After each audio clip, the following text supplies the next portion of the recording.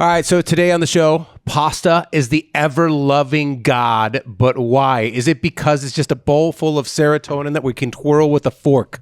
Helping us with that today is one of the best pasta restaurants in San Diego. One of 35 Italians who made Cesarina in Point Loma /OB is coming on to talk about both the flagship restaurant, the newest restaurant, Elvira, and the restaurant that's upcoming, Corallino, in Shelter Island and whatnot. But we are going to discuss why pasta is so damn good. Why do you think it's so good, Jackie I think Bryant? because, just like everything I've learned about being an adult lately, it comes back to we are all just big babies in huge meat suits trying to soothe whatever hurt us when we were children, right? So, and pasta takes you right back to being a kid. 1,005,000%. I learned my alphabet through pasta. Yeah. No, we're all just like little big babies with giant pasta bowls sitting alphabet there shoving soup? Yeah, dude. Alphabet soup, I swear to God. Chef Boyardee. That is literally pasta. That is actually spaghetti and meatballs. I know. Yeah. I know. So yeah, I think we're all just healing our inner child. And I think it's a texture bridge too that we all remember. I think that's part of it. I always say the reason why people love ice cream, right? If you've Okay, I got to get really weird here in the podcast. Have you ever tasted breast milk? I know.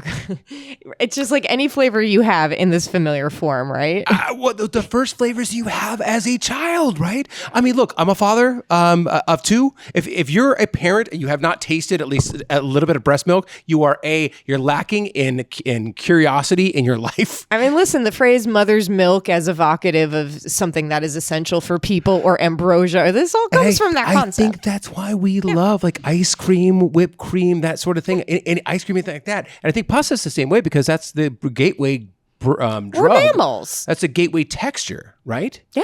And to like between liquid food and solid food, it has a tiny bit of solid, and then all of a sudden it's cream. And we are sensory seeking creatures just by nature, and the fact that we even have like neurodivergence in general, which like is sensory, divergence. There you go. Like boom. I mean, listen, I actually write about sensory things in food all the time, which is if you think about Chinese cuisine, especially, like they divide so much of their cuisine up into textures, and like that's actually their entire Chinese cookbooks and schools of thinking that are like just by texture, not by flavor, right?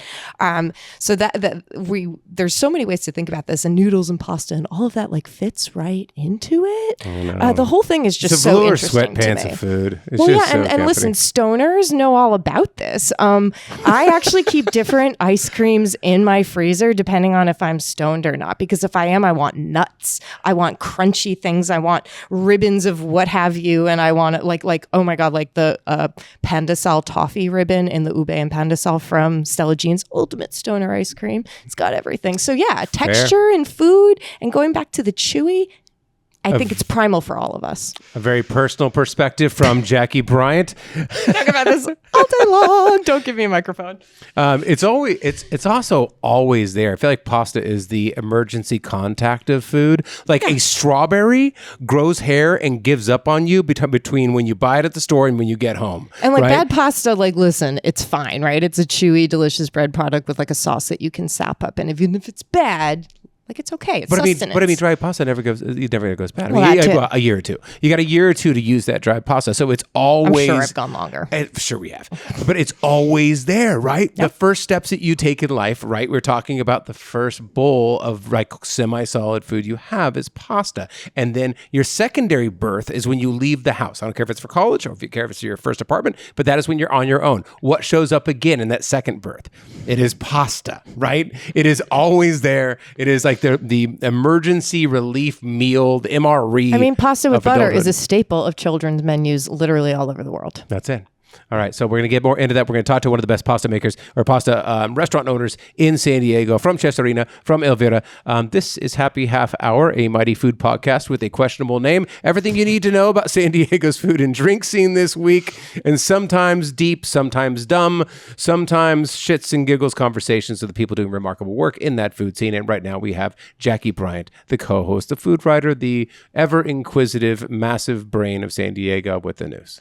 All right. So this is the end of the year. We're recording this time at the end of the year. If you're listening to it now, congratulations. We've made it to the end of 2025. We made it. Well, actually not yet. Because I'm stumbling towards it. Yeah, I was going to say it's not quite December 31st yet, but 'tis the season to talk about food trends for the year. So Beth Demon did a nice little roundup, which I have further rounded up for you, dear listeners. And number one, this isn't obvious. Prices went up. Everywhere, without question, they have gone up. There's rising food costs, tariffs, economic pressure. It just has made dining out more difficult for everybody. There's fast casual, the shift to that over full service restaurants. Some chefs adjusted pricing. Restaurateurs have openly asked for community support on social media as well. So it's definitely been an increased pressure point for restaurant operators in 2025. I see this next part on your news, and that dovetails into it. The cost of everything. Exactly. Everything has gone up. I mean, rent went up, employee costs went up, food costs went up, the cost of everything went up, and it has hit the restaurateurs because as consumers, hi, Miles. Oh, yeah, there's a dog in here. That wasn't me. I just got to make that clear, the moaning.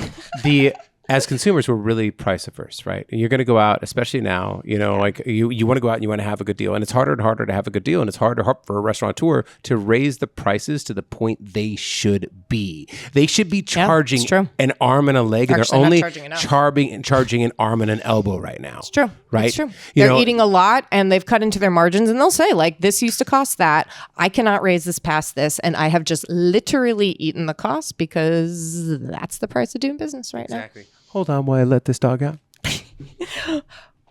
Well, I can keep going, right? So, yeah, we've had some restaurant closures obviously come in tandem with this. I also think that this is just like a larger economic fallout from the COVID years, a lot of leases changing hands.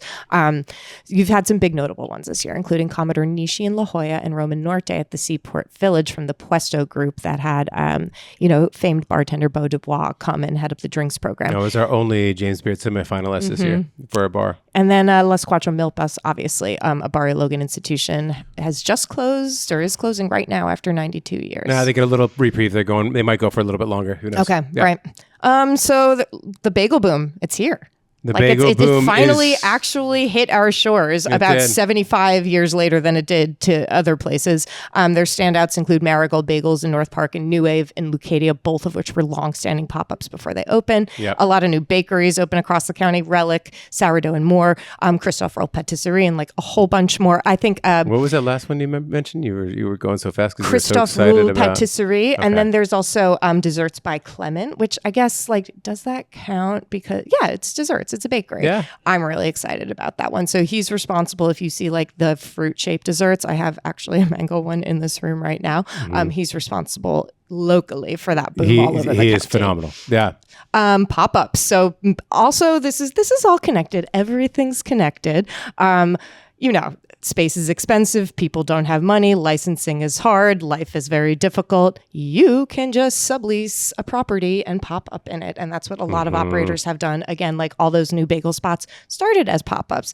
Chicken Hawk, Tony Hawk's new, and Andrew Bachelier's new fried chicken spot that took 8,000 years to open. That was a pop-up first. Well, it was a pop-up. Well, kind of, but like an intentional pop-up. And the way that they actually made the bridge from getting delayed for so long was they started popping up in restaurants across San Diego. So they leveraged the pop-up to keep their thing going because the permitting was so hard. Yeah, because it was taking so long. They were like, hey, look, can we just come in for a night? So you get a little bit of publicity, you get a little bit of revenue, a lot of really smart. like what they did one at Cali, and Chef Travis Weicker was letting them keep all the merch sales. I think even all the food sales, I think at that point in time, or splitting it with him or whatever, trying to help them fund to get to the brick and mortar. Yeah. Yeah. And so they're finally open. So that segues into that. They're finally open. Lilo opened this year, got a Michelin star within 32 days or 40 days or something completely absurd like that. Yeah. There's a lot that happened, but those are some of the big trends for the year.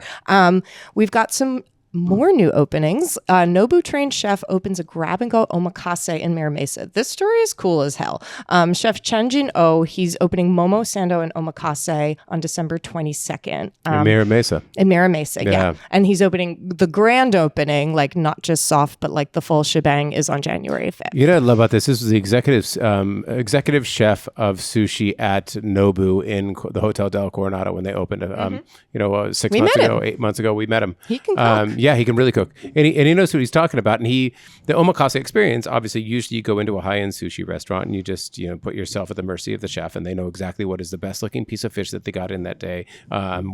What's really tasting really good. He's like, oh my god, I got this great mackerel, I got this whatever. And you're wondering, like, do I have to sit there? You sit there, and it's usually a long experience. And you go through an hour or 2 hours, and they just kind of serve you until you raise a white flag or they're done with their courses. With this, he wants to do it in a grab and go style. So I love putting that omakase into a grab and go, so kind it's of like more bento casual. meets omakase, which I think is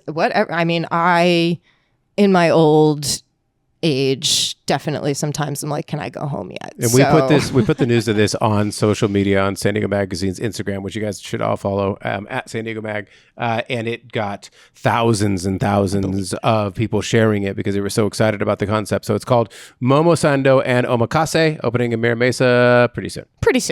And after 30 years, Milton's Deli has new owners, dude. Milton's rules. Milton's is the delicatessen on Via del Valle in Del Mar. The old school, like retro logo. You definitely know it in that Flower Hill shopping center.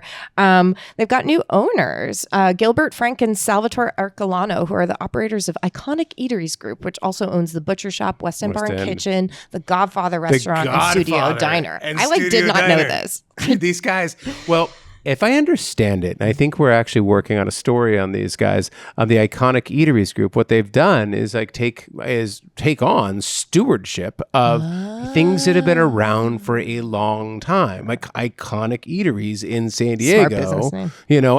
And give them love, make some structural changes, make a little bit here and there, but keep the heart and the soul and the spirit alive in them. And Milton's, if you don't know what Milton's is, you will know it by this.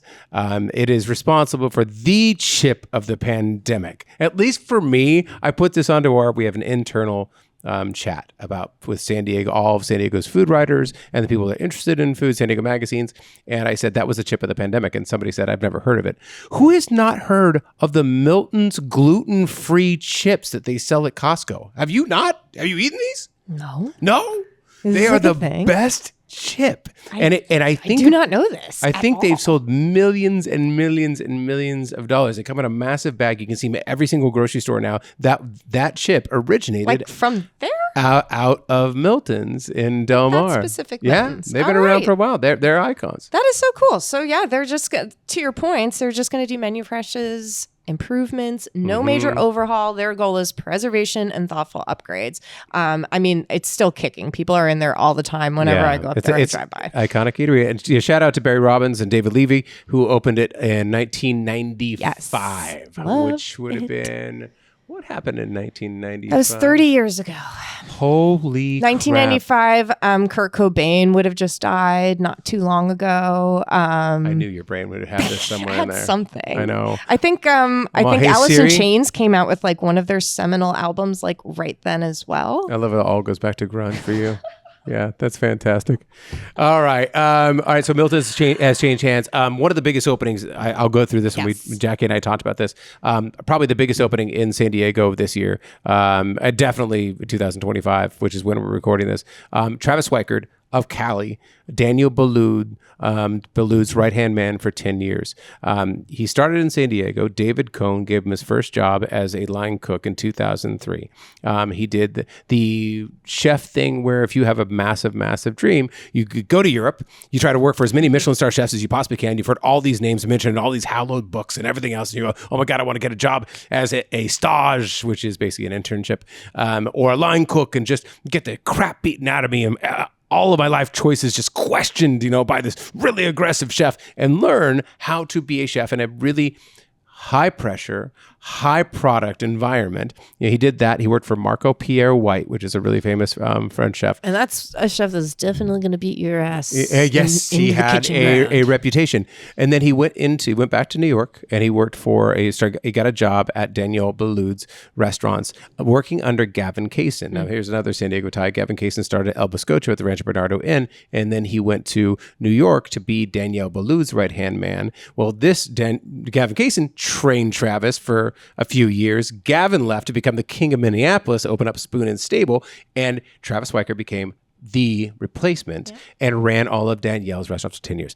Fast forward, opens Cali, restaurant of the year every year. We talk about it all the time on the podcast. I was going to say, he's kind of the Gavin Case under Daniel Boulud of San Diego. Yeah. So, and he's a hometown kid. So he raised in Santee, I believe. Hometown kid comes back, opens up with the help of David Cohn. It should be said, David Cohn was the one that came to him and said, hey, I love what you're doing with Danielle. I want you to come home. You're not going to be a Cohn restaurant group. You're going to be your own group. You're going to be your Travis Swikard and Mia Swikard restaurant, which Mia is his wife, who kind of runs everything too.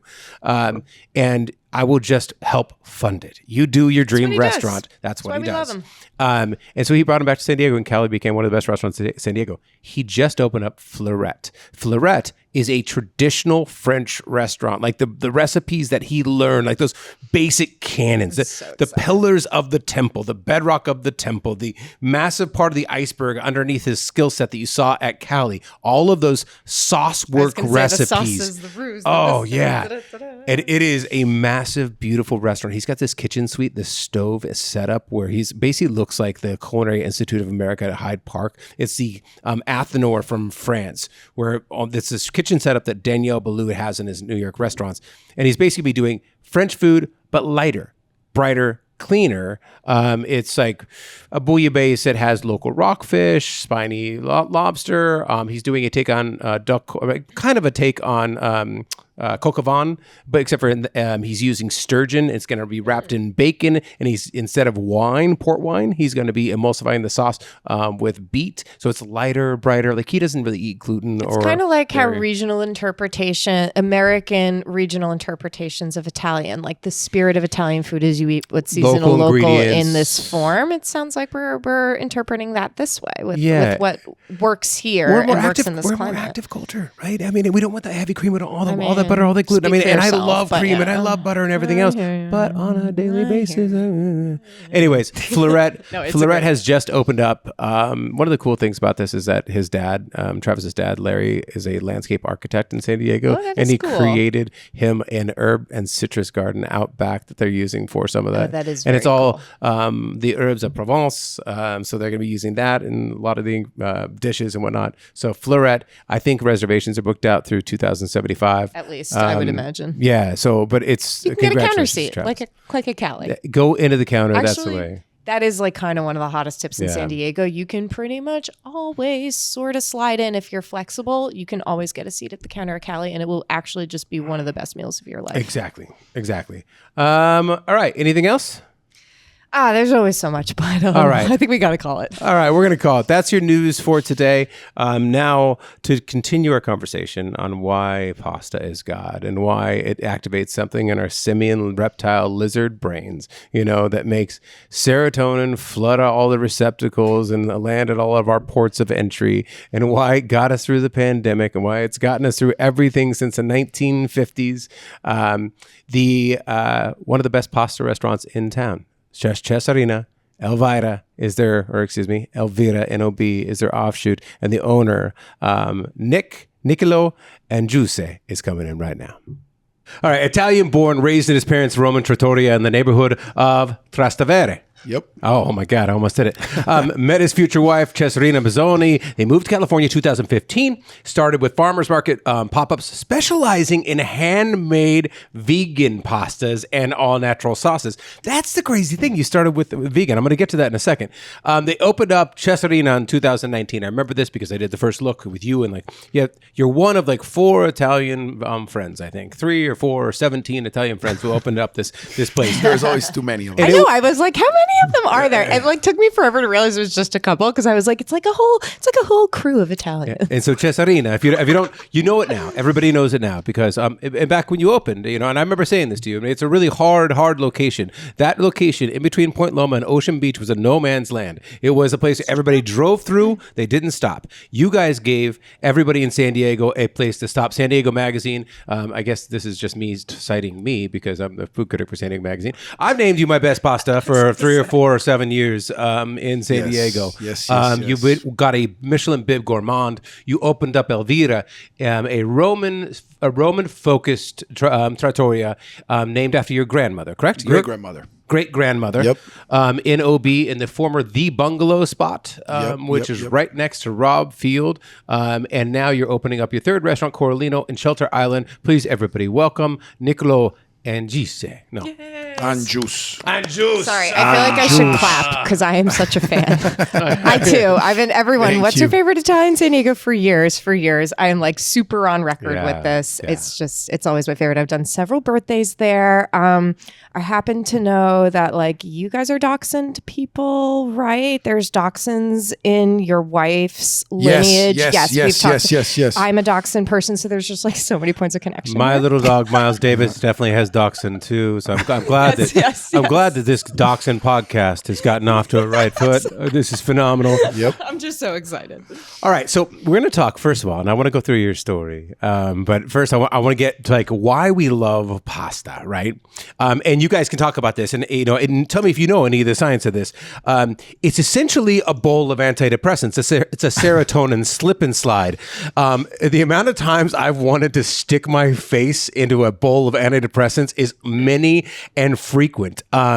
You shred some Parmigiano Reggiano or a long stream of dopamine and slurp it up into your mouth while you watch TV. This is why you love pasta. It's actually proven that complex carbohydrates increase the environment within your brain, which allows more tryptophan to make it in there, which is one of the building blocks of serotonin, which then creates the happy-making drug. Yeah. I did not know much of this, and it definitely appears...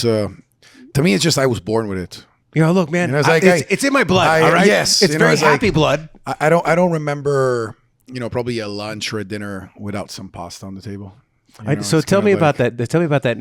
Growing up, your parents had a trattoria, and tell us about the neighborhood that you grew up in Rome. So Trastevere is, right now it's like, one of the most touristic neighborhoods. Back in the days, way before I was born, it was like, it was a poor neighborhood. And it was like, one of these very nice and rustic, true, real neighborhoods. Like working class. Yeah, very working class. Yes. But then that's where, the delicious food is from. And that's where, all the good stuff comes from. So kind of Roman cuisine, that's where it started. At some point, my dad had nothing to do with restaurants, and he met his current husband, and he was a chef, and he was looking for opening a restaurant. My dad was always in love with like design and the 60s and all that stuff. Okay. And so he was like, all right, I'll open the restaurant with you. I do the design, you do the cooking. And they opened this restaurant. I'm just going to make it look amazing. Yes. But then it was like he basically put in all his history and all of his, childhood and all his memories. He's he's big on the 60s and stuff like that. Okay. Italian 60s and pop culture. And I'm seeing the aesthetic through line through your restaurant today. Super cool. amazing. And so they opened this place, but then they had no idea how to run it. And so I remember when I was like, they opened it when I was like 10 years old. So like when I was 12 or 13, I started getting interested. Sounds like me in San Diego Magazine. Yeah, earning some money in there, and I remember, delicious food, amazing place, but empty. Yeah. Empty for a very long time. Then at some point, something clicked, and the place started getting packed every single day. And did he ever talk about what made it click? No, because my dad has no clue. He lost his interest way before that ever happened. Okay, so your dad left and it got popular. Basically, maybe your dad. Basically, I'd say, yeah. Also, my dad is like, he's an incredible dad, but one of the least hospitable individuals in the world. So it's like, it was, and he was front of the house, so you can imagine. But so Salvatore, who's his husband, who also kind of contributed in raising me, he's kind of the guy where like I fell in love with the food and restaurants. Okay.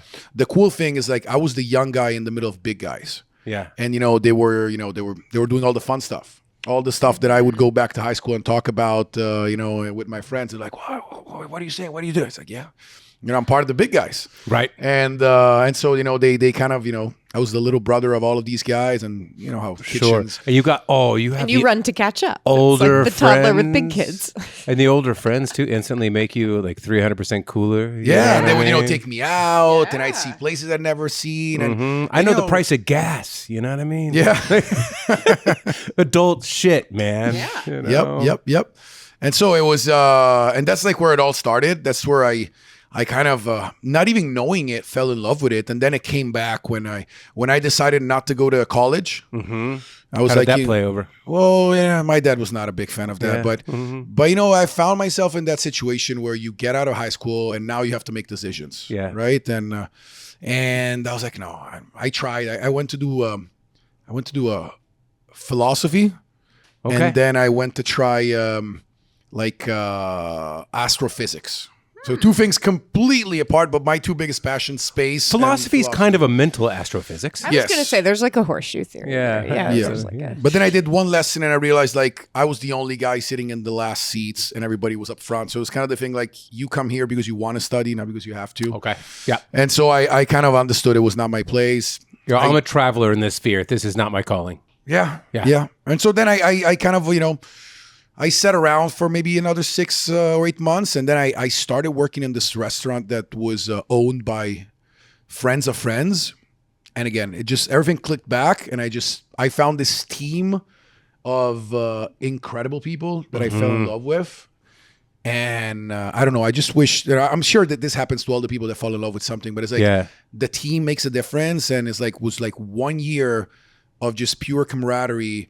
And like, I believe in this group of people and we're going to do something. And like, when you were not working, you were dining at that restaurant. Yeah. And it's like crazy because like right now, anytime I'm outside of my restaurant, I want to be miles away from it. Yeah. Because it's like, sure. it's like, absolutely. But before I was like obsessed. And when I'm sitting at home, I don't go, you know what, babe, let's go back to San Diego Magazine. Say, Troy, can you relate? and I literally live like 500 yards from the restaurant. Okay. So it's not easy to, but it was just when I think about those memories, it's like it was just so incredible. Okay, It was amazing. And then from there, it just from there, 15 years gone by, and it was very quick. So 15 years between when you found your group of people that you knew you wanted to do something with, and you wanted to go back into the hospitality realm. So was that when that group of people, was that in San Diego? No, that was Rome. That was Yeah, Rome. that was Okay, Rome. so you knew you want to get back into hospitality. You ended up in San Diego. You ended up in the U.S. and you met your wife Cesarina, which is the namesake of the restaurant. Did you meet her in Rome or did you meet her in? Oh no, I met her in Rome. Okay, got it. I met her at the restaurant. She was a guest. I was the manager, if you will. Okay. And you always can use that charm, that hospitality, manager charm, and so she was like a regular. Okay. And little by little, I think once I don't remember I definitely was always around her table when she was there, and then once like she was so cool because like she didn't directly ask me out, but like she pretended like she needed something. So like she called the restaurant and said, "Hey, I need this, but let me speak with the manager because he knows what I want."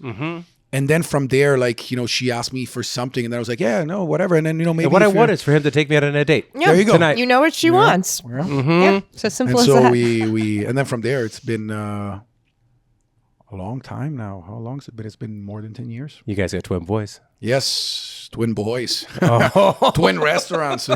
Twin restaurants, twin boys. Yep. Are there any other twins that you want to add to your life right now just to make it incredibly complicated? No, You're good. for now, no. One dog is enough. One dog. Okay, got Yes. it. Somebody get countries. Yeah, you got a lot of. somebody get dualities Niccolò going on. another dog. Yes.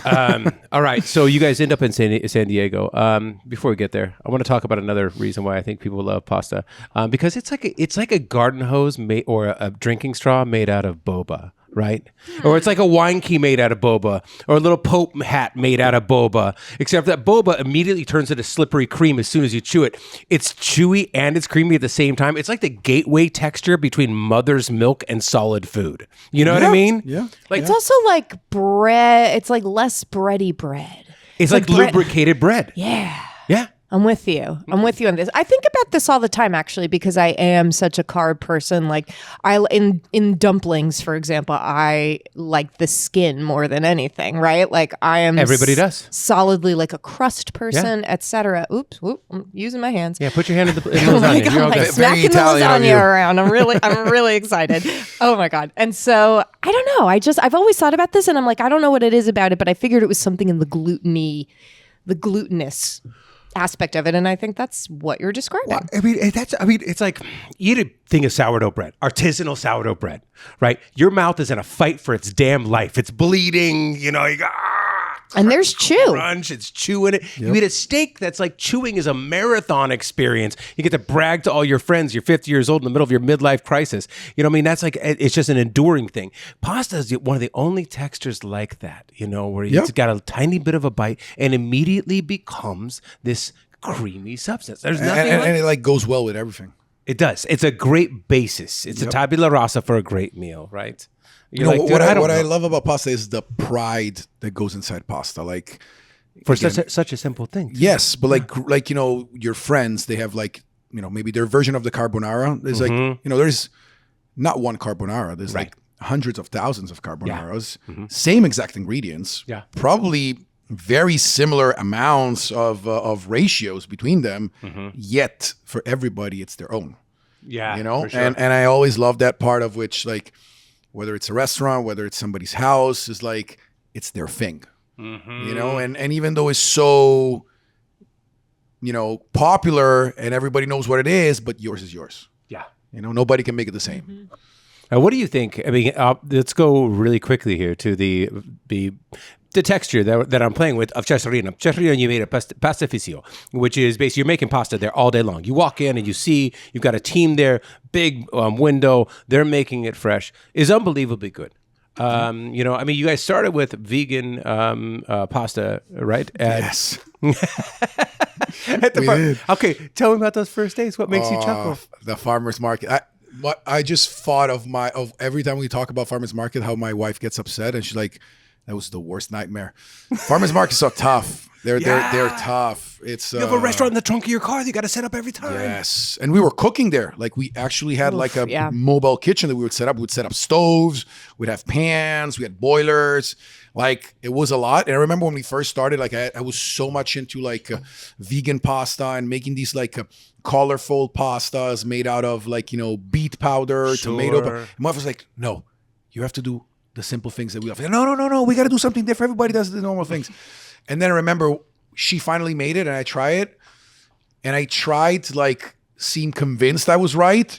And she was like, you see, you made me waste 2 days for all this. Now we're going to do it my way. You learned a lesson, which is gone through millennia. Yet I never seem to learn enough. I know. All right, so from the farmer's market, you open up Cesarina in 2019. And for me, honestly, this is a really good, it's a bellwether moment for Point Loma and OP because it is one of that and Little Lion, OP Noodle House, you know, a few of like the, and Azúcar. Old Town House Cafe. Old Town House Cafe, yes. I mean, they're talking about Was OB Royale standards. still open when you opened? No. Yes, when we opened, yes. When you opened, yeah. I love that place. Oh my God. And the owners were so nice. I was living in OB at the time, actually. I was still living on Long Branch. And yeah, I remember it. I'd be like, whoa, there's food up the hill, guys. Their like, burgers it were is great. happening. So now, and now you've kind of created a little scene. The Royale was, for all those you don't know, was a burger restaurant right across the street. Now it's a Irish pub, I believe. Yeah, now it's Long Story. Long Story. Yep. So with that area, it didn't really have anything. Now you got a lot of condos that are going up around there. You got a lot of people that are actually coming into that neighborhood, and Point Loma and OB are just expanding. Celadines and Popeyes right there on the corner. Right there. Yeah. Exactly. What do you think about that? I mean, obviously you're making good pasta, and you knew that you were making good pasta at the farmers markets because people were really responding to it. That's why you would open up a restaurant with your friends. I knew it wasn't easy. I remember talking to you and your friends when you were building it out. You built it almost all yourself. Yeah. I remember we talked about how the contractor disappeared at some point and left us in the middle of let's say a tricky situation. Sure. Yeah, but he's back now. We're best friends. Oh, no way. He got back in the fold? Yeah. All right, right on. Welcome back, contractor friend. Yep. Okay, so you open up this place. What about it does make, it makes it such a hit? I mean, Cesarina's tableside tiramisu is phenomenal. Yes. The pastas themselves are just, I mean, for me, it is. I mean, I've named it the best pasta in San Diego. The big alfresco situation, the large patio, the patio's nice. I think makes a really big difference. The patio's like a really nice place to spend some time. And it's not even that big. No, it's not. Well, there is also the back patio. Yeah, that's true. But I think what really makes that patio special is the greenery. And we have... it's just very lush. The best gardener ever. I have to give her a huge shout out. Her name is Betsy. She's like incredible. Hey, Betsy Gardner. Thank you. She has the green thumb. She's just like... Yeah, it's like it's kind of like you're in San Diego because it's year-round lushness, but then it's like giving I'm under a pergola in Positano, like ever so slightly. Yeah. I like that. Yeah. And that was the first time that I'd seen First time I had seen tableside tiramisu too, in the way that you lay out the lady fingers and lady fingers come out soft, and there's just you dollop out. This is like beautiful mascarpone, and it's just like the cocoa dusting or the espresso dusting. And then all the espresso goes over it. I mean, it's such a show and also delicious at the same time. I think you've sold 40 million of those in the last 7 years. Tiramisu is, it's definitely kind of the thing that, put us out there the most, I feel. Yeah. It's definitely kind of that catch. It all started, tableside tiramisu started because in the restaurant I used to work in Rome, we would have something that was tiramisu, make it yourself. Okay. So we would bring it to you and then you would have to do it yourself. Got it. But then when I moved here, it evolved in, You saw everybody fucking it up. You realized that they were American, and you were like, not only do Americans not like to do things, but they also don't know how to do anything. No, but The amount of that could have been something in the back of my head that subconsciously contributed to the decision. I mean, I love us, but but truly, But it's also like fair. I saw the potential for hospitality and service aspect, right? Like making it in front of you is Show. like Yeah, super yeah. incredible. you guys like a show. Like you do it up Yeah. for Christmas too, right? Yeah. Like really do it up. Yeah, all the Christmas decorations. But it's beautiful, and it's an opportunity to kind of remove that distance between you and the guest. Like you're spending some time Yep. together. It takes a minute and a half, but you're there, you're talking. And I mean, our team, they're incredible. Like the way they bond with the guests is just amazing. And then like tiramisu, for me, before this has always been, I only eat the mascarpone cream because if there's something in life I hate is soggy lady fingers. But in this case, like you pour the espresso, but it doesn't have enough time to sog out. There's still a tiny bit of al dente to it. Yes. And so that's what I love the most about it. And so in the end, I feel it's like tiramisu is the best tiramisu. It's the best dessert to end your lunch or dinner. You're getting that coffee, you're getting the cream. You're getting a little bit sweet, which can give you a crash, but you're getting a little bit of that espresso, and it's one of my favorite desserts. I am a tiramisu. it is phenomenal. You got to go to Cesarina and check that out. I have to say that probably the short rib ragu is my favorite pasta that you guys do. It's I received an email yesterday about it because it hasn't been on the menu for a couple of years. Is it really? Yes. No way. And again, it created a lot of scandal, and it's what I always tell tables when they ask me about it. It's like, look, if you wish, I'll be happy to call Chef Cesarina and you can ask her, because if I go and ask her, being the husband, the answer is directly going to be no. Okay. So there is better chances of like me having her come out, and you know how chefs are, right? They get bored of things, and they want to change it, and I like that too, because I love the change. Yeah. But I have a feeling at some point we'll come back. There's a lot of efforts in place, a lot of emails being sent to I just mentally send you an email right now, which is crazy. I mean, I guess I've ordered other things since. I mean, I've had obviously your guys' food in the last couple of years. I've ordered other things, but God, I was thinking back to like that first bite of that one. I gravitate hard towards the Roman section of the menu always. I'm just a bit of a creature of habit there. What do you order? Probably like the carbonara matriciana every Matriciana. time, like literally. And I mean, and in the summers, it's a really good pesto, and I like the burrata that you put on the pesto. Matriciana, angry sauce from Rome. Matriciana. Well, the now again, this was the other thing. Like all the Roman recipes were moved to Elvira, and so at the beginning, the first of the opening, there was a little bit of upsetment there. It's like. Because did people get mad about that?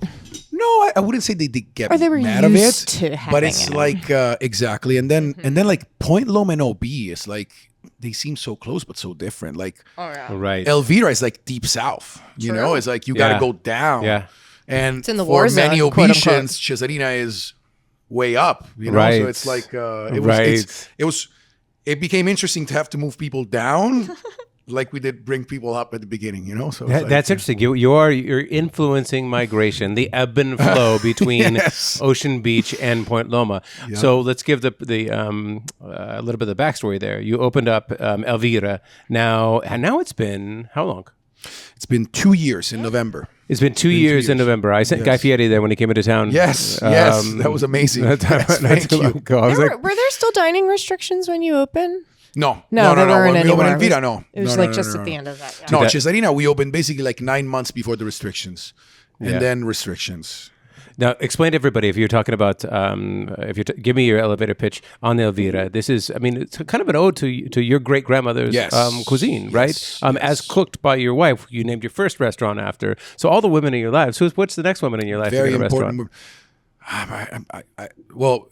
I don't want. I'm afraid of what I'm going to say because my mom can be involved and upset. So I would just say, I'll just say it's a secret. It's coming soon, Mom. Italian moms, no stereotypes. There, I also don't want to know how my wife would think of any other female name other than her and my great grandmother. Italian moms, you know how they feed people though. They always eat last, right? Yes, you know what I true. mean? They make everybody else eat They will first. don't let you know about it too. But they will. Yep. Okay, so you opened that up a couple years ago. Give me your elevator pitch. Explain to it. I know what it is, and I've gone extensively through your menu. But how do you explain it to people? Well, to me, it's like it's a blend between my childhood and my favorite restaurants in Rome. First of all, the first thing is I've always been in love with the Bobo or deep bungalow space. Mm-hmm. It was just amazing. And so if you don't know this space, this is perched on the edge of Robb Field, which is the big park and Little League Field and a place where everybody hangs out in OB.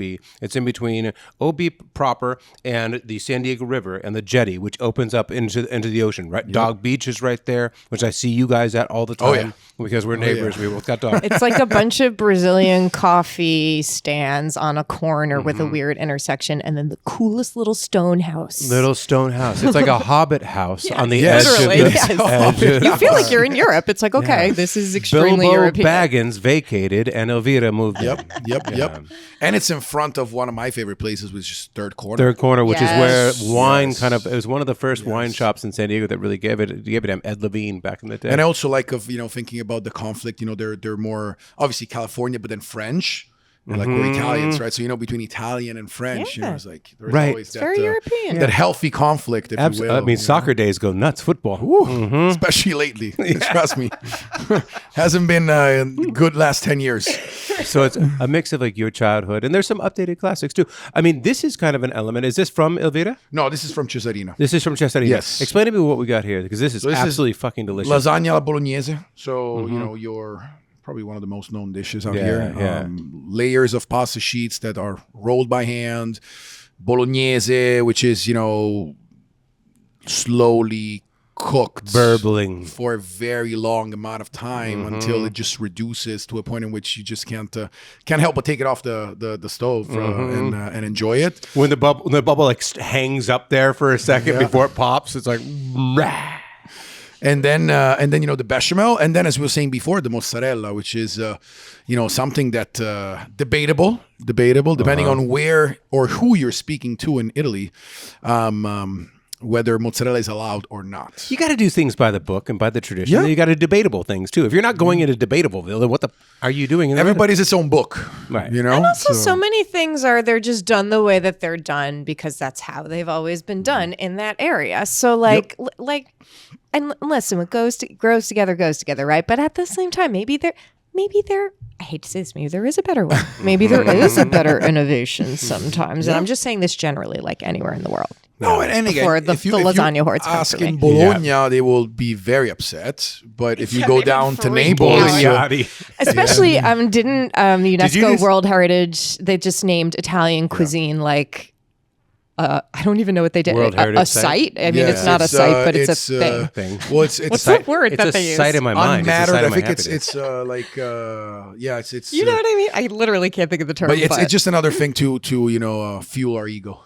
For sure. Absolutely. Just even more. Yeah, absolutely. I mean, you guys have such a big ego that you ride a moped with pride. You know what I mean? Like, and that's a really good point. It looks really cool when you do it. No one else, no other culture has ever been able to ride a moped and look decent doing it. But you guys are like... I mean, quickly to that point. So, like, how did you bring in your father's aesthetics into these restaurants? Because it sounds like, I mean, there is a very retro Italian, Yes.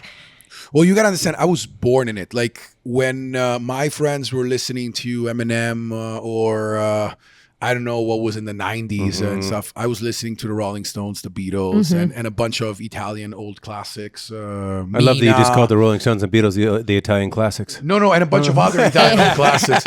And so like, and I hated it. And I was like, like I am the most, I was like the weird guy, not knowing what was the new thing on the street and stuff like that. But then You love the old-timiness. It's just, to me, it's just, like, I miss that sound. I miss the sound of valves. I miss the sound of a vinyl. I miss the big TVs that are grainy. It's a lot of texture. There's just a lot of texture in all. When I think of like that era of like Italian fashion and cinema, et cetera, there's just a lot of texture. It's very alive. There's a lot of warmth. To your point, there's a lot of texture in his restaurants. Exactly. Yeah. Right. And I mean the art, you even like we were just looking at the sweatshirts that you have. It's that old Italian, highly stylized retro font, right? Yeah. It's what I got the most from my dad is putting my childhood in what I do. Yeah. It's like putting my memories. And so Elvira really, really reflects my memories. Again, the idea of Elvira is some of my most incredible memories are my lunches at my grandma's, my great grandma's. And, she was like kind of this very strong woman, very matriarchal, bossy type of great grandma. Everybody respected her. She had this like thing, like, like nobody crosses her, but not out of fear, out of like pure respect. You don't want to piss her off because you don't want her to think less of you. I once had dinner at the Busalaki's house with the entire family. I mean, it's multiple generations. And Nona, who they named Nona as after the restaurant they had, and she was sitting at the end of the table. And these are the most, God bless them, and I say this in the most adoring, friendly way. These are some of the loudest stallions I've ever met in my entire life. And they're just, big gregarious storytellers and everything. And this woman, very silently, not a large woman, like just kind of a slight woman at the end of the table. She opened her mouth to whisper. And every single one of those loud men went, yes, ma'am. Oh, believe yes, ma'am. that. The silence, man. It was just like, what do you got to say, Mama? Sorry. Yes, Nona. Yes, yeah. Yeah, it all becomes this like, it's just that the way she used to make us feel, there is nothing that can replicate that feeling. Yeah, right? silent pride. That kind of confidence and power, confidence and right? power. But then also like the way that she nurtured us with food. It was like, it's like she passed at 93, and up until then she would wake up at 7, go to the market, get the food, cook for hours until we got home at noon, 12:30, 1. Yeah. Serve us, we eat. And then it was like, then there was this thing like nap time. She would want to take an hour of nap, and either you left the house or you were shutting up. Yep. I love it. There was no in between. And it was just, so that is really something that I missed a lot when I moved here. I feel that, restaurants in general, not just in the US, but they grew into businesses, right? Before, restaurants were more of these family, like something you would feed your family off of, right? Yeah. They were in these huge enterprises. They were in these flashy, amazing places where you feel great and seen, and the spheres of food. There's Las Vegas spheres of restaurant touring. Exactly, right? Amazing. Like a lot of respect for all of it. But it's just, to me, like, I want people to feel good. I want to feel good. And so that was the big grandma part. And then the other part is like all the restaurants that I grew up eating in are these like very simple, rustic osteria or trattoria. And when we have guests and we talk about Rome, it's like, hey, where should I go in Rome? Like, well, first of all, always go in places where they treat you like shit. Because these are the places in which the food is going to be good. There is no such thing as hospitality or service. I used to live in Spain, and it was just literally like you'd walk into a tavern or a restaurant, and they'd be like, like the look isn't like, what the fuck are you doing here? Yeah, and why? They're doing you a favor to feed you. It's like, and like I always go to a place that treats you like shit. Yeah. Absolutely. Yeah. Because I feel the food is great. It's like they know they have something that others don't have, right? And you kind of have to earn your way into it. Sure. I totally respect But the that, best thing in the world is that once you become one of them, you're in. Then you're in. I feel the same way about music, and we've talked about it on this podcast before. The things that are hard to love are the things you can't immediately get into, are the bands that you end up loving the most. The Radioheads or the whatever. The pop song that I love instantaneously, I'm going to hate it in 2 weeks. Broken Social Scene I was listening to this weekend, and I was like, oh man, this really annoys me sometimes. I really don't like it. And then I'm like, I'm just in my immature phase. So if you go into... obviously, we don't treat anybody like shit, Elvira. No. Yeah, but to be clear, we cannot do it the true Roman way. You're you know? in the United States now. Yeah. And also, like, my whole takeaway from that is, like, basically the best thing you could do for your kids is make sure that they're around good food and impart, like, good taste and good vibes, and they will carry it forward. It's, like, really sure. good parenting advice. Yeah. It is one of, and to be clear about the space that you're in, and I think what you've done with it is fantastic too. They have a tiny little patio outside. It's one of the more interesting spaces in San Diego. It's tiny, and I'm sure it's hard as an operator. I'm sure it's incredibly effing difficult. Yeah. It's because old. It's old. It's old. You know, and we don't have very many old things in San Diego. We tend to euthanize our concepts after like age 15. You know what I mean? I swear. So having something that's in kind of a historical building and, you know, in OB is great. If you look at your menu, what I love about your menu, like you have different days, and one of them is the Quinto Quarto. Quinto Quarto, yes. Quinto Quarto. Awful. I mean, this is something that in working towns, especially in the oh God, what am I saying? In the butcher part of Italy, this is a tradition. There's a working class town, you know, that you get a lot of the main animal, the main pork is divided into 4 sections, which they're all like given out to the higher class. The 5th quarter, you know, was for the working people, and that was like the oxtails of scraps. Yeah, the scraps. Yeah. They were the scraps Spleens, and the scraps and the tails. spleens and the parts and the offal and the things like that. You had to make time to make beautiful, and you guys dedicate a whole night to it, right? Yeah, well, we have the Wednesday, and then the Saturday is actually fully dedicated to tripe. Yeah, Which Trippa too.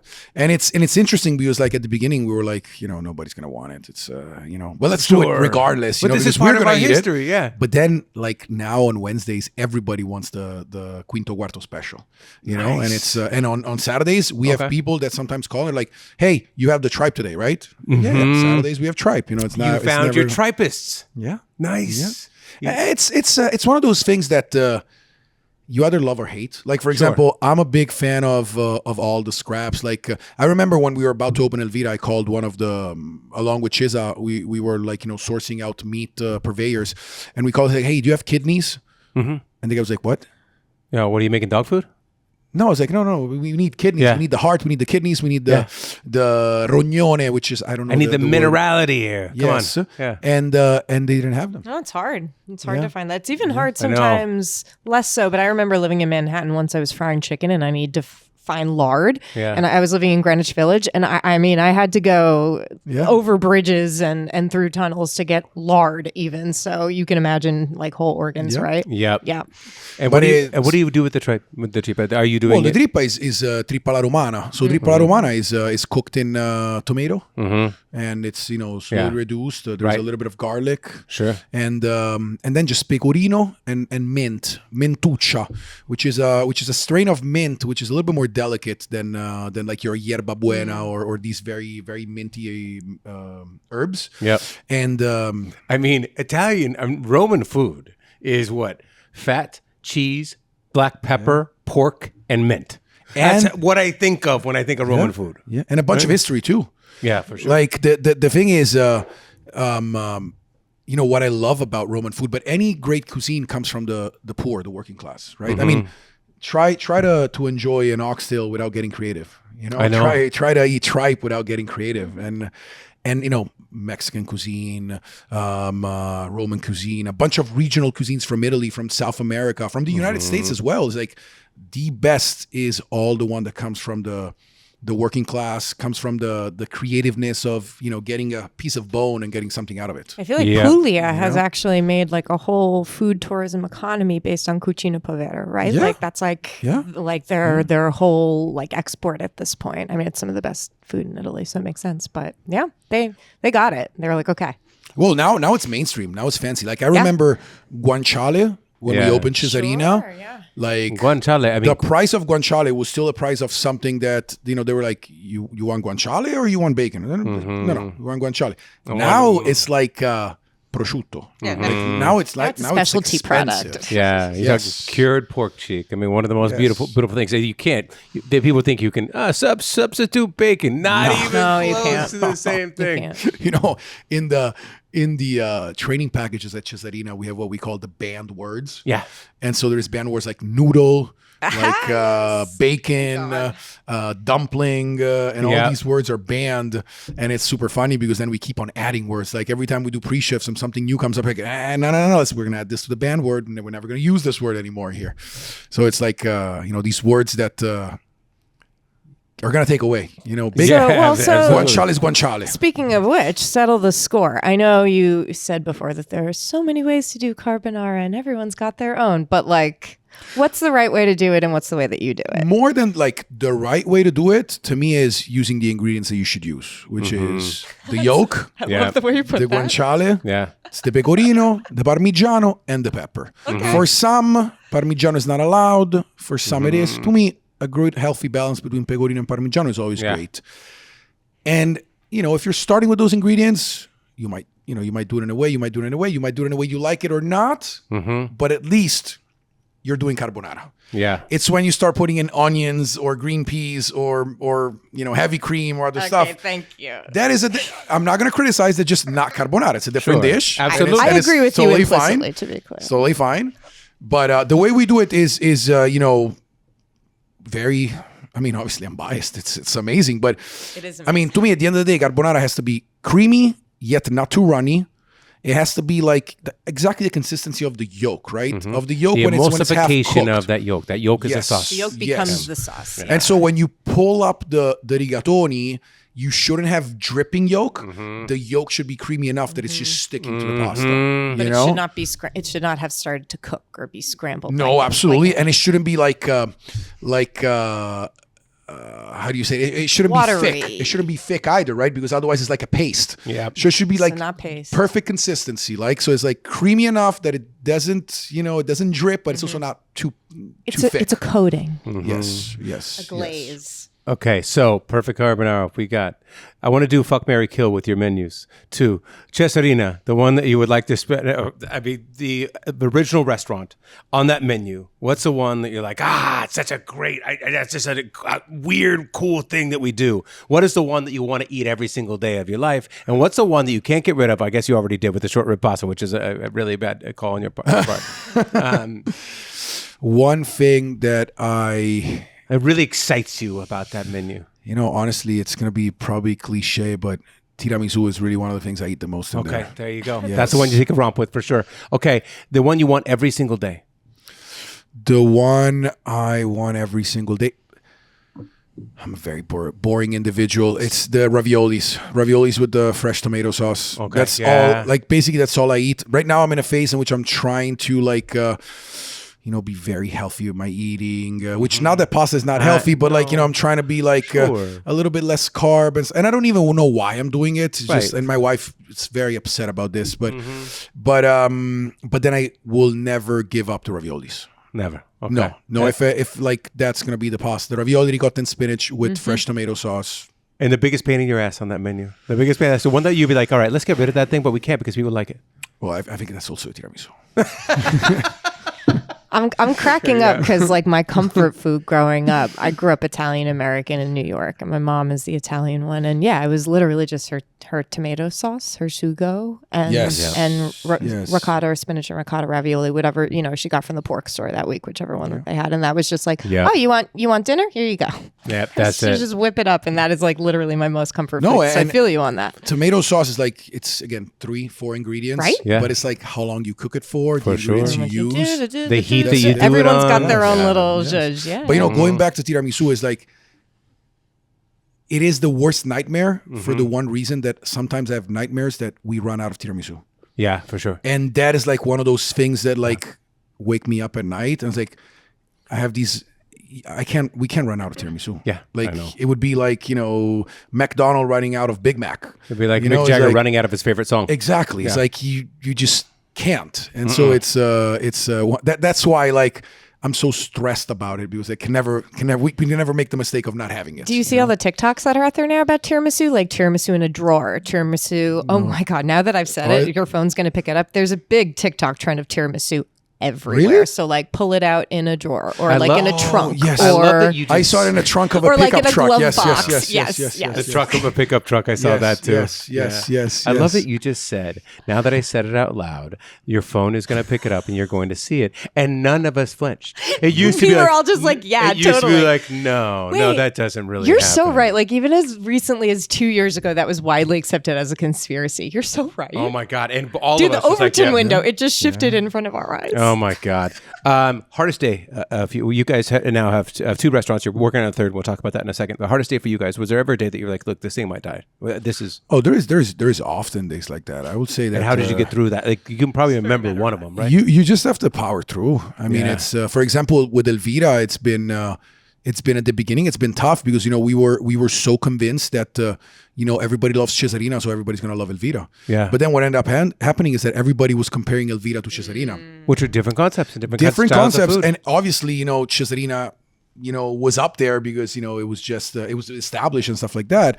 And so at the beginning that was tough, and there's been numerous days in which I was asking myself, why didn't we just open Cesarina Pizza down here, or something like that. Yeah. But then the truth is, like, then after that we understood, and then Elvira started to the coolest thing was then we started seeing people saying, oh, I like Elvira better than Cesarina, which to me is always a little bit of bittersweet because like I love them both, right? It's kind of like they say, oh, I like your son more than the other one, right? Uh-huh. But finally it was like, okay, finally broke through. Finally we made it through, and people start loving I mean, the also pizzas are really good. And you think so I about get it. you think about how hard that is. I mean, look, you have one of the best names in pasta in San Diego. I mean, we've all raved about it as food writers, as media, as food lovers. In San Diego for a long time. And you open this place up, and you would think that it would be an automatic success, and it's not always easy. No. I mean, it is. It's so hard, especially when you want to try and do something new. I mean, that's why a lot of restaurateurs who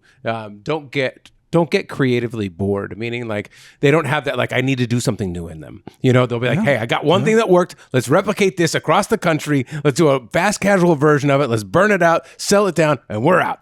And which honestly, no shame in that. No. God, trust me. please. No. He's like, Open I've up. dreamed of it many times. That is everybody's dream. Of the and retiring it is a part, dream, yes. dream reserved. Absolutely. It You is a could do dream that earned. with pasta. There is a model for it in Europe, like fast, Exactly. fresh pasta, yada yada. Yeah. Yeah. So you do a completely different thing. What is the best thing that you feel like on your menu? What's the best thing that you guys have created? What was the one dish that you're like, oh man, people just now they see it. Now this is the one that you drop it on the table and they look at you see them take a bite and they're like, oh. So I would say, well, the Paccheri vodka and scampi at Cesarina is definitely that. It was kind of a bet because it's a super expensive item. Yeah. And again, also like, how can Cesarina put cream with fish or seafood? Sure. They always told us we can't. Have you right? ever had a gobernador taco? You know? I mean, come on, that's cheese and cream and everything else. And so that, seeing that is one of the most loved, items is definitely powerful. And down in You're Elvira, a I think heathen. it's the carbonara and the cacio e pepe, because at Yeah. the beginning, since carbonara and cacio e pepe are very flavorful, they're very rich. Sure. They could be perceived as salty. Yeah. Sometimes, and a lot at the beginning, we were getting a lot of that feedback. It's salty. And so we're like, okay, it's not them and it's not us. It's the way we are presenting it. So every time now that somebody wants to order a cacio e pepe or a carbonara at Elvira, we tell them, Do you like salt? just, it's, these are the ingredients, very rich ingredients. If you're sensitive to salt, maybe that's not your go-to. And this little small, again, because of cloning, getting us closer to the guest Yeah. has made the difference. And so now I'm super proud that people come in and they're like, oh, this carbonara is amazing. Give me your salty carbonara. I'm glad that you Yeah. figured that out, but I'm sorry, I'm like bewildered over here. But Like, it- what? Are people just allergic to flavor? Like, I'm losing my mind. I know. Well, guanciale. I mean, Sorry, I'm just like, this can't really be happening. Yeah, well, I mean, I it's, get it. You can't. You have to be nice and- about it. I don't. No. And the truth is, it was upsetting. But like, I think the one thing is that so I learned the interesting. most in restaurants in San Diego is I always, and again, this is like, it's a loop. I mean, I always kill myself on it, but I always put myself and what we do under the spotlight first, right? So if you're telling me it's salty, maybe it is. Yeah. Right? I'll no take a doubt, look at no myself. doubt. And then if I assess it's not, then I still doubt the fact that maybe I eat very salty, right? And maybe you don't. And then when we go down to that, then you funnel it down to a point in which, okay, so it's You're like, not how many salty. cigarettes have I smoked in the last 15 years? This is actually like a very good, healthy, emotionally healthy intellectual process to go through, I think, when confronted with any criticism. There is right? a lot of passive aggressiveness that course, stays naturally. in, obviously, but no, but it is, and I think it's great because we learned this through COVID.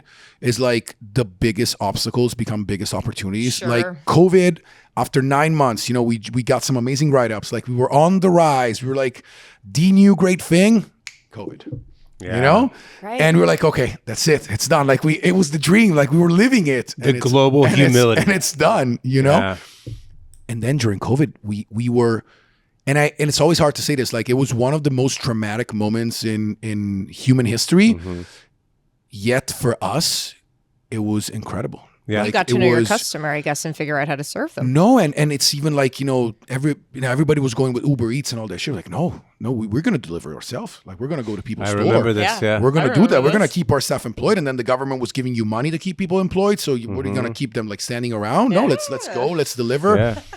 And You like got in your cars and took being Cesarina. able to face like maybe one of the scariest moments in from a restaurant perspective, from a health perspective, from all of it, but like Sure. from a business side, it was kind of like, okay, what do we do? And being able to see how I think COVID was this link shot that really afterwards put us on the map. Yeah. Like before we were doing great, but then it's COVID that really made people fall in love with us. Well, and it wasn't just people. I mean, obviously you had a few people delivering it, but it was actually you. It was you. Oh yeah, we were delivering. Oh yeah. You, Oh, yeah. the owners, were Oh, yeah. delivering. Oh, yeah. And talk about shrinking the space between you and your customer in a time that people really needed connection. But that's the thing, everybody was so lonely. Everybody was like confined in It your. just tests your creativity as an operator, and if you can meet the moment, then I mean, Yeah. it's like what they say about just like working in New York and show like if you can do it here, you can do it anywhere. If you could do that and you can do it well, And now, do like anything. we face like even this moment, the economy is difficult and all Sure, this. yeah. But like even though it scares us, after that you always have that approach where like we'll find a way. Like Yeah. somehow it's very scrappy. we'll find very a way. Italian. The whole You thing is we're very also Italian. small. Like we have 2 restaurants and we're more fluid, more dynamic. We can move around a little bit. But like we're bringing back delivery in January. Oh, really? Because nice. yeah, Okay. we're gonna do it ourselves. So we actually got our one of our delivery vehicles. That What's just your came out. delivery range? Just like I out couldn't of wait to talk curiosity. about this. The delivery range. Well, It's probably just pointless. That's fine. no. We're gonna try to get out of there. No. During COVID, we're going all the way up to La Jolla and all the way down to Coronado. Oh, I know. I'm not saying that we will be able to do it now because there was also Right. way less traffic Right. then. That's true. But let's say it's to be decided. Okay. Well, you said you got 2 restaurants. That's not true. You have 3. You have 1 incoming. Yes. Corallino. Corallino is coming to Shelter Island. Tell us all about it. Well, Corallino, so far it's an amazing location. I really love that location. Tell everybody where it is. It's on 1101 Scott Street, which is basically right at the border between Shelter Island and Paloma Harbor, right? Okay, got it. You're like not in the peninsula Yep. yet. You're right before it. It's right off of Rosencrantz. And I like it because I like the kind of harbor environment that is over there, like the Yeah. fishing boats Yeah. and that stuff. Like literally a block from the ocean. Is it by Catch? Or not Catch? Is it, what is the Brigantine one that's right over there? Oh, on you the mean water. I know which Is it one. just the Brigantine? I think it's the Brigand. No, there is also Catch. No, it's a little bit before. A little bit before. Yeah, Okay, it's got like it. before on Rosencrantz, like before you make that left that then takes you to all those restaurants and Okay, got it. to where they do Oh, the sure, concerts. sure. Is a little bit before that. Okay. Off on the left. And what is the concept going to be? Well, the concept we're still working on. Obviously, pasta is going to be a very Sure. big element of Yeah. it, and we're still debating on the route that pasta is going to take this time. But one of the things that I feel I can share is that it's not only going to be fresh pasta. I think we're going to also put some dry pasta in there. Got it. Nice. Yes, All right. yes, Start to yes, sell. yeah. Start to dehydrate your own. And Well, yes, no, but to serve, to actually serve. Oh, okay. Okay, Yes, got it. Yeah, yes, yeah. yes. Because Nice. it's something that in Italy, a lot of people think that fresh pasta is king. Well, fresh pasta is king in house. Like Right. in your grandma makes fresh pasta, your mom makes fresh pasta, but in the restaurant, you typically eat. There are also some restaurants that make fresh pasta, but they always also have the dry pasta because fresh pasta is allowed with some things. Sure. But with other things, you need dry pasta. Thank you for explaining this. There's It's not very important. almost every People need to know this. almost every Italian chef that I've ever spoken to or Italian restaurateur has always said that. Like, look, everybody glorifies fresh pasta, but Yes. it's not the king. It's not the only thing. In fact, dry pasta is so much better for certain dishes. Yes. You Yes, know. yes, yes, Okay. yes, All yes. right. All right. Yes, teach, all right. teach us your ways. So Corallino is coming to Shelter Island in 2024 in the spring. We are running short on time, so I want to do a few fast questions with you. Your idea, because I'm sure as a restaurateur you have a lot of different ideas for concepts. What's the best concept? Not even Italian. Right? What's the best concept for a restaurant that has not been done yet in San Diego? What do we need to do now? You got to spill the beans and tell us what we should steal your idea for. $1 million. I would love to see more holes in the wall. Mm-hmm. I'd love to see more like. Well, you know, I told Arsalan Tafazoli that I have CH projects. I'm like, you know what? I want to open as Glory Tacos. Glory Tacos is, I have a feeling I know where this is going. yeah, it is just a hole in the wall where you put $20 in, and then you get from another hole you get tacos out. That is it. I just gave my $1 billion It's actually idea. a really good idea. Actually, we cut that part out. It's actually a great idea. No, it's If you do, you have to give me $1 million when it hits. That could get funny fast. Okay, trashiest thing that you eat and you genuinely love, eat or drink. Trashiest thing. What's your like? You're like, oh man, popcorn with how do you call the little chocolate? So I went yesterday to watch the DiCaprio popcorn movie. with M&Ms. No, not the M&Ms. So first of all I drench it in butter. Oh yeah, But then I dumped them in the you're box. not talking butter. You're talking like the shit that's in. Yeah, there. whatever that says. I don't know. yeah. It says butter. I don't know what it is, but then salt, and then I get I think it's crunch, the little crunch yeah. thingies, and then I dump a bunch of those in the popcorns, and then phenomenal. a big like huge size Coke Zero. And some of it melts. My respect for you is It's going amazing. up like It's instantaneously. Did you It's used to amazing. smoke cigarettes or do you still? I smoke one cigarette per day after the espresso in the morning. Okay. One. All of this One. tracks. Okay. One. Best thing to happen to the restaurant industry in the last 10 years?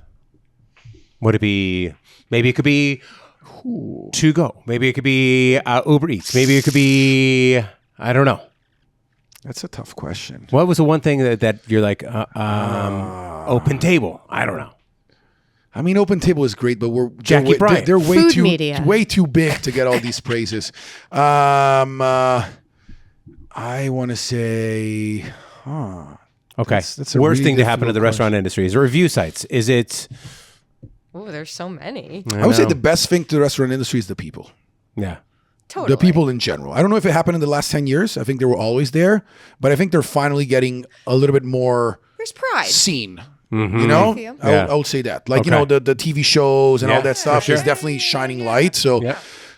you know, we're no longer totally misfits. We're now also kind of like, People aspire to have restaurant careers now. It's not just the thing you did if you were a misfit. Yeah. Like now, Yeah. at all levels of the house, I feel like there's aspiration I and would there are say career paths there. yes. In differently than there used to be, if not perfect. Yeah. Yeah. You have a lot of takes on Italian food, obviously. What is your one hottest take on Italian food? Was the one thing that you will stand and die on? Like for many of them, it's like, there's no cream and carbonara. There's no, whatever it may be. You're like, no, we can never do this. Never call it a noodle. Yeah, kind of like that. That's one of the things that really, I don't want to say upsets me. I'm like, why? You can just say pasta. You know, It's not a noodle. Because noodle, there are perfectly great noodles in there they're amazing. in Asian noodles, countries. Noodles are incredible. Noodles are yeah. incredible. Damn, I'm terrible. I really don't have these important answers. That's all right. Okay, we'll move on. What is the one thing that you've tried to like that you can't? For me, it's uni. What is the one dish that you're like, I can't do it? You don't like? That? Yeah. I You can't know do what I really don't like is pickles. it. Oh, really? This is so weird because everybody loves pickles. Like yesterday, I went to get a sandwich at the Olive Tree Market. Yeah, I got it. And they always put the pickle in it. And the first thing I do is I get the pickle and I throw it in the trash. I'm like, and I always forget to tell them, no, I don't want the pickle. Save it for the next guy. You know? And then I there's don't know like why. someone hovering around you, like, "Do you want your pickle?" And you're like, "Yeah, fine, take it." Yeah. And it's like here, everybody loves pickles. So it's like I always feel like I'm always the weird guy. Welcome to Pickleville, sir. Yeah, I just don't know. I can't stand pickles. I love that the one thing about American food life that tortures you is pickles. Pickles, I man. love it. I know. All right. Well, that's all my rapid fire questions for you today. Anything else about your story that we haven't talked about yet? Corallino's coming in. Elvira, NOB, the Roman trattoria that reminds you of your great grandmother. It's kind of based on your childhood growing up. Has finally started to take off, which I know that it wasn't easy. You know, it wasn't easy. It wasn't easy. But the coolest thing is that we just opened the greenhouse in Elvira. Oh, that is cool. So now we have an amazing greenhouse it's 12 people, 12 to 14, depending how close in family you are, how happy you are to squeeze. Would you together. annex part of Rob Field? Where'd you go? Basically we took half of Rob Fields. Okay. No, but we remodeled the patio. Yeah, and we added this beautiful greenhouse and basically as an extension of the current patio. Okay, and that actually opened literally 2 days ago. And no way. Oh, so you can, it's incredible. You can more dine under the there. stars. Oh, yes, sweet. yes, and it's beautiful in there. And there's all the commodities and this beautiful table made out of custom tile from Vietri. It's amazing. And then the experience that we launched finally, it took 2 years. But what we call Cucina di Nonna experience, which is literally making you feel as you were dining in Grandma Elvira's dining room. Okay. And it's a super cool, I like to say, emotional experience because it's not just about the food and the service and the hospitality, but it's the memories and all that's involved. And that happens in the Elvira room and in the greenhouse. And I feel we did it for the first time about 2 weeks ago, and it was just so incredible. Like 5 courses, but it's all like engaging, and there is always us over there explaining every step of it and all the history behind it, and again, so it's kind of like a tasting menu experience with obviously the food in my nonna's house. Delicious. Yes, exactly. So removing that formal, somewhat elegance that typically can draw a little bit of the distance or making you a little bit uncomfortable. Taking the white gloves off of it. Yes. Actually, you're picking your food with your hands. Yeah, I know. Eat with your hands. You talk with your hands. You may as well eat with your hands too. You know. All right. Well, that is it. Niccolò, Angius. Angius. I like the Angius. It's fine. When I moved here, the first thing I I've said, improved your name seven different ways. Made it Nick. That is Nick. Yes, which I love. With your wife, Cesarina, congratulations on your 2 beautiful twin boys. You guys have raised 2 restaurants, 2 boys. You have 1 dog. You need another dog. We need to double and triple down on all the things that you're doing just to make your wet life that much more populated and hard to navigate. But Corallino is coming in the spring. Keep an eye out for it on Shelter Island. Now we'll move into a really quick segment that we do called Get Some. Get Some is where you eat out, where the places that you've eaten. I'm going to start it off because Claire and I just went here and it's taken me way too long. And I think I know what you're going to say. I'm ashamed. I'm very, very ashamed. Pizza Cassette. So good. Pizza Cassette. You go drive over into Marina Boulevard. Yes. And this is right by Catalina Offshore, which has been kind of an outpost for local, sustainable, good seafood in San Diego for a long, long time. And you think you're going in the middle of nowhere and you find this tiny little food court. You turn and you're like, I think we've made a wrong turn. And then on the left-hand side, there's a bunch of picnic tables. There is a wood-fired oven where a chef who's worked at, and now I'm forgetting where he's worked at. There's a bunch of different good restaurants around San Diego where he's learned to make things from scratch, makes his own sausages from scratch. They're doing everything, all their own bread. They make the sandwiches that are made out of the pizza, the dough itself, and they kind of just fold it over into these like Dagwood big meat style type things. We had the meatballs. They were phenomenal. There's 3 meatballs. Each one of them is the size of your head. You could easily, you could order one of those, eat it with either an entire large family because maybe, you're Catholic or you make bad decisions. And then... Hard parenting. So then, and then their pizzas are fantastic too. And then you're sitting on all these picnic tables. You got Ottish wine right there. Yeah. You've got Yes. Las Yes. Cosmetery is right there, and there's a brewer, and I forget. But they all share these picnic tables. They have live music on Friday and Saturday nights. It's just this rules. awesome little collective spot. Yep. Go there now. We also ended up there the same way you mentioned, like out of nowhere, somehow we ended up there. And Yeah. the pizza was great, and the wines from Oddish are great.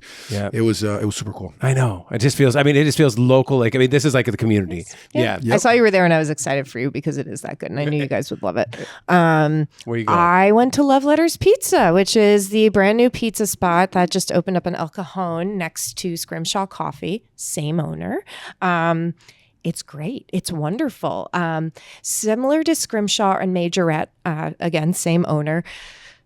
It's just it's bare bones, but they managed to take enough of the interior out that it's still got like just kind of like, we'll call it industrial chic, and the food is great. They've got I'm not sure if they're still working with companion bread or if that fell through or not, so maybe we could edit that part out because it may have fallen Well, through. you can just say maybe. Whatever. Yeah, it was rumored, and then I'm not sure. But either way, the dough situation is legit. The pizza's great. They have one pasta on the menu every day that rotates. The day I was there, they had I think it was like a house-made rotini with bolognese, which is just perfect. What more could you ask for? And it's wonderful. A really good Love natural Letter wine Pizza. list. Where Love Letter exactly in Pizza. the neighborhood? It's directly next to Scrimshaw Coffee, so I think that's like 57th and El Cajon, but it's There you go. City Heights, El Cerrito. Okay. College area. I love these places that have one pasta. One pasta. Yes. Yeah. You're all, I'm so envious. I love it. You're like, wait, you can do that? We can do that? It's amazing. I'm gonna go and try it out. God, I almost don't want to say it because I don't want people to go. But so there is. I would say there's two. There's this one's called Noble Chef. It's in Claremont, Mass, I think. And I love it because the food is incredible. They make this Pekingese duck 2 courses that is incredible. But like again, we got there. I don't know how. Either somebody referred us to it, and we went there. We were the only white people. Yeah. It's like this legit Chinese restaurant where there is only probably going to say 99% Chinese guests. Yep.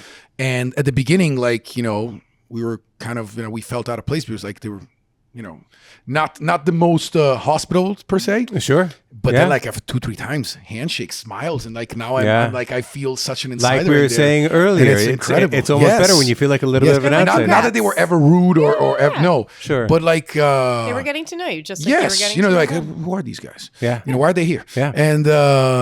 And again, and so we love that. That's kind of like when family So comes Noble to town. Chef we go there. Pekingese duck. Okay. And then the other one is, I think it's pronounced Klaus. It's this place that opened up in University Heights, and they have all tin, that tin basement fish. is insane. Yes, they have like tin tuna, tin this, tin that, and what they do is like you go inside and they Is sell it wines. CLOS? Yes, Clo. Yeah. Clo. Yes, some Clo sort of Wine thing. Shop. Me and the French, And then it's Clo Wine Shop. we and don't then have that feeling, the downstairs technically has another name. It's their Yes. provisional shop. Maybe it's just Clo Wine Shop and Provisions or something like Yes. that. But yeah, that is like. And at the their bottom, they have like specific tin. I don't know how many different kinds of tin Oh, it's crazy. fish. Yeah. And then they basically select the ones you want, and then they create like kind of like a little charcuterie charcuterie board. But board of it. instead of Okay. the charcuterie, they're putting the tin fish, and I really like it so much because I love those wines, and I love just sitting there. It's nice, and it's different. Yeah. Well, and you're from Italy, and I think you're from you're from Rome. But I mean, from Italy, you have a deep appreciation in your bones for tin fish, or yeah. for like bait fish. Oh, I love tin, tin tuna and stuff like that. I love it. I eat it. Little fried salty Almost- fish, throw them on a plate. Yes, Yeah. yes. I know. yes. I do. I love anchovies, like especially when you get like some local anchovies or something like Yes. that. They're so rare here in San Diego to get like the olive actual oil fresh cured. Oh, anchovies. but Which is it's, crazy because we have anchovy runs. I know. Don't even get me started. I know. All right. So those are your 2 recommendations. Everybody go check out Cesarina. Go to Elvira, which now has a brand new greenhouse. You can eat and dine under the stars. 5-course, kind of a chef's table type situation without all the fancy fuss and fussiness of it. And you Love Letters Pizza.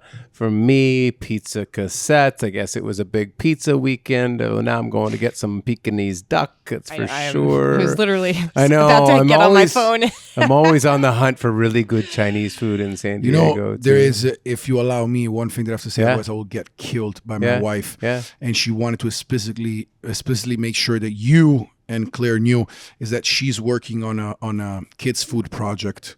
Okay. I'm not allowed to say anything more than that, but since you have a 4-year-old, Wait, tell me that she's going to open a restaurant for kids. well, no. See, that's the thing. No, that's not what happened. Like cooking with kids. Okay, cooking with kids. No, So- but we got the twins, right? So you can only imagine what those kids eat. Oh, yeah. Like, Okay. and I've been eating baby food for the last year and a half, but delicious baby food. The only thing is there's no salt. But and so like from that she got the inspiration, and she only allowed me and forced me and wanted me to share this because I think it's an amazing thing, and it's going to be incredible. But so now she's working on a baby food. A line of project. baby food. Yes. Oh. Which I find so amazing. But again, I will I'm not take allowed to say anything else. Any advancements in baby food products, especially ones from chefs and people that have like a really developed idea of how food should taste, and so that it's not just like this Pouches. But now If I hear bullshit the word pouch one more time, I'm gonna have a nervous and these fucking kids, breakdown. give you so much satisfaction when they eat. Yes, they and they don't give you. Sorry, they don't give you reviews. Yeah, They're very well mannered when it comes. If they love it, they love it. It's not they Why are you start pointing crying. at me, Nick? Why are you pointing at me? No, sorry, it was not directed to you. It was just right here.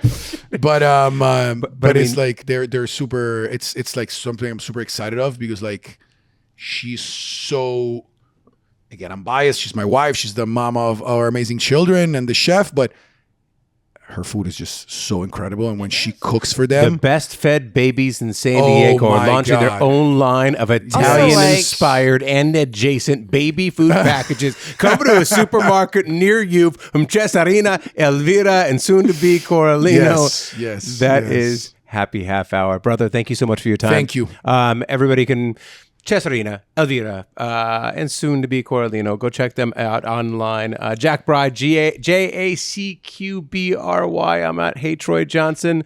I don't feel like I have to say that every single time on the way out. You brought us some lovely rooster. All rage. I know pictures. Like the major- Christmas gift. Yeah. The Christmas gift of 2025. Thank you. And obviously Cesarina. So- Ah, it has Chessa on the Yes. bottom. Fantastic. Yes. Thank you for sharing your food. Thank you for sharing your time, your story. I fucking love what you do. Everybody, Thank you. see. Thanks so much.